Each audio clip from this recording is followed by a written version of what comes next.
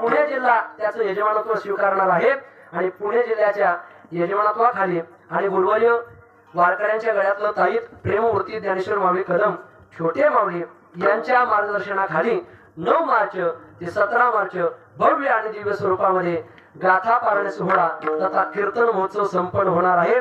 असं वाटतंय संख्या आहे 5,000ची, पण ती वाचक कमीत कमी 25,000 बसतील असा अंदाज आहे।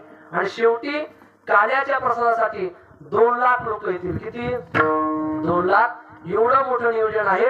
आपण सर्वांनी या। आम्ही काय तुम्हाला पावती फाडा असं म्हणणार नाही, सर्व नियोजन झालेलं आहे। फक्त आपण या तिथं येऊन काय तुकोबाराचं वैभव आहे आणि आपली वारकरी परंपरा काय आहे। कारण अलीकडच्या काळामध्ये टाळ टांगले जातात, तिथं टांगत नाहीत ना।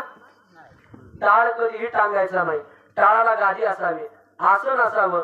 कशी त्या ठिकाणी वारकऱ्याची परंपरा आहे, परंपरेचं कीर्तन कसं असावं अशी शिकवण, याचा बोध, याचं ज्ञानामृत आपल्याला खऱ्या अर्थानं भंडारा डोंगराच्या पायथ्याशी 9 मार्च ते 17 मार्च बीजेच्या कालावधीमध्ये पाहायला मिळणार आहे। म्हणून आपण सर्वांनी बहुसंख्येनं यावं असं देवकरांच्या वतीनं, भंडारा डोंगराच्या वतीनं तथा प्रेममूर्ती ज्ञानेश्वर माऊली कदम उर्फ छोटे माऊली यांच्या वतीनं आपल्या सर्वांना आमंत्रण आहे। आणि एवढंच त्या ठिकाणी आपल्याला विनंती करतो आणि माझ्या वाणीला पूर्णविराम